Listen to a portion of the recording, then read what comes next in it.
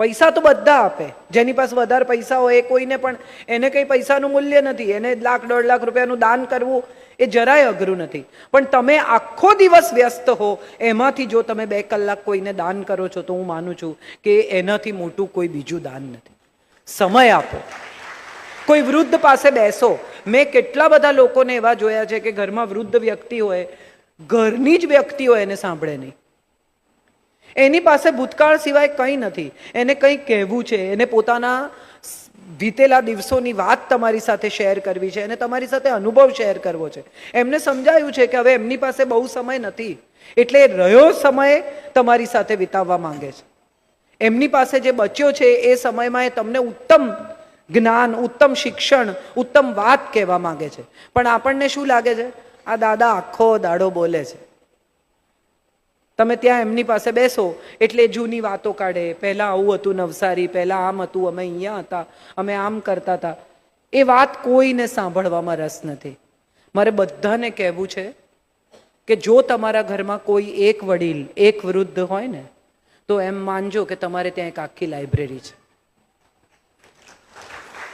એક આખો એન્સાઇક્લોપીડિયા છે, એક આખા સમયનો ખંડ છે તમારી પાસે. અને જો એ જતા રહેશે ને તો એમની સાથે એ સમયનો આખો ખંડ જતો રહેશે, એ સમય વીતી જશે એમની સાથે. એમણે તમને જે કહેવું છે ને સાંભળી લો, કારણ કે એ જે કહેશે ને એ એમના સમયના એવા અનુભવ હશે જે આવનારા સમયમાં તમને કામ લાગશે. મોટા ભાગના લોકો એવું માનીને ચાલે છે કે વૃદ્ધોને કંઈ ખબર નથી, પણ મને એવું લાગે છે કે એક વૃદ્ધ માણસને જેટલી ખબર છે ને એટલી એક યુવાનને નથી ખબર. કારણ કે યુવાન તો હજી આજે 25 વર્ષનું છે, એ 25ના હતા, પછી 50ના થયા ને પછી 75ના થયા. એમણે 3 25 જોઈ છે ને પેલો હજી પહેલી 25માં છે.